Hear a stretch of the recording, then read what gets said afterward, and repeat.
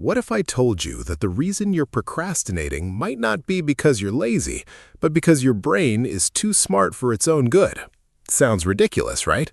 Because most people think procrastination is a sign of weakness, a lack of discipline, a bad habit. But what if the real problem is something completely different? And what if the thing you've been blaming yourself for is actually a side effect of how your mind works? Stay with me, because by the end of this video, you might never look at procrastination the same way again. Think about this. You have an important task. Maybe it's starting a business, studying for an exam, working on a project, writing that first video script. You know it's important. You know you should do it. You even want the result. Yet somehow, you end up watching random videos, rearranging your desk, check your phone for the 7th time in 10 minutes. And then comes the guilt. The famous sentence, "Why am I like this?" But here's something strange. The people who procrastinate the most are often not the least capable people. Sometimes they're the opposite. They're the people with huge potential, the people with endless ideas, the people who think deeply, the people who see possibilities everywhere. And that's where the problem begins. Imagine you're standing in front of 2 doors. The first person sees 2 doors. That's it. Easy choice. Pick one, move on. But a highly intelligent mind, it doesn't see 2 doors. It sees 20 possible futures behind each door. It sees risks, opportunities, hidden consequences, alternative paths, backup plans. What could go wrong? What could go right? And before they realize it, they're stuck in the hallway. Not because they can't choose, because they can imagine too much. A high IQ brain is often excellent at simulation. It can run hundreds of possibilities inside its head. The downside, sometimes it becomes so busy predicting the future that it forgets to act in the present. And here's the trap nobody talks about. The smarter you are, the easier it becomes to convince yourself that thinking is progress. You tell yourself you're researching, planning, preparing, optimizing, getting ready. But deep down, nothing is actually moving. It's like sitting in a parked Ferrari and calling yourself a race car driver. The engine is incredible, but the car isn't moving. And then something even stranger happens. The intelligent brain often becomes addicted to possibilities. Starting a task means committing to one path, but keeping the task unfinished keeps every possibility alive.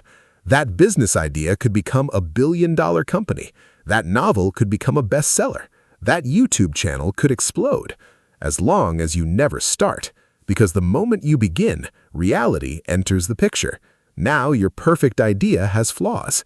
Now mistakes can happen. Now people can judge it. Now failure becomes possible. And for many intelligent people, that's terrifying. Not because they're weak, because they've spent years building an identity around being smart. If you're known as the smart person, failure feels different. A mistake doesn't feel like something you did, it feels like something you are. So the brain creates a clever solution. Don't start. Because if you never start, you never fail. And if you never fail, your self-image stays protected. Sounds crazy, but millions of people do this every single day without realizing it. Ever noticed how easy it is to spend 3 hours planning a workout instead of doing a 20-minute workout? Or spending weeks researching cameras before filming your first video? Or watching productivity videos while avoiding the actual work? That's not always laziness. Sometimes it's intelligence being used in the wrong direction. The mind becomes so good at analyzing that it accidentally creates paralysis.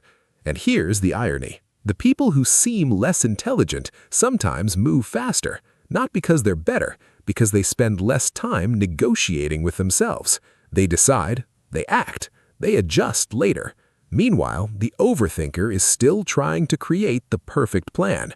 But perfection is a moving target. You never catch it. And every day spent chasing perfection is another day stolen from progress. Now here's the part that changed everything for me.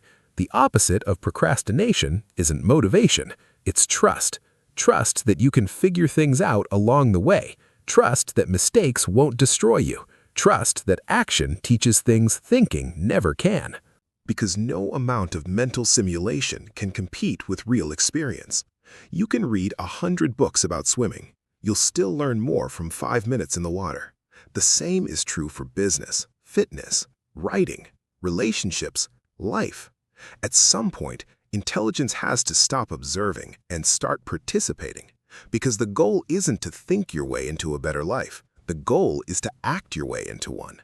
And here's something most people never realize. Your intelligence becomes powerful only when it has something real to work with.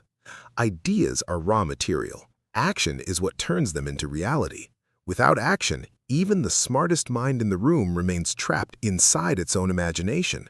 So the next time you catch yourself procrastinating, don't immediately call yourself lazy. Ask a different question. Am I avoiding this because I don't care, or because I'm thinking myself into circles? Because those are two completely different problems.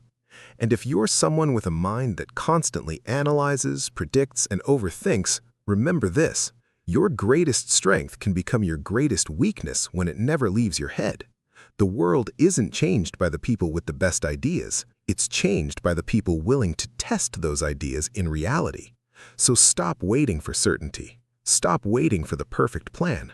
Stop waiting for the perfect version of yourself, because the future you've been imagining doesn't need more thinking. It needs your first imperfect step. And maybe that's the strange truth about procrastination. The problem was never that your brain was too weak. It might be that your brain became so powerful at imagining possibilities that it forgot the only place life actually happens: right here, right now.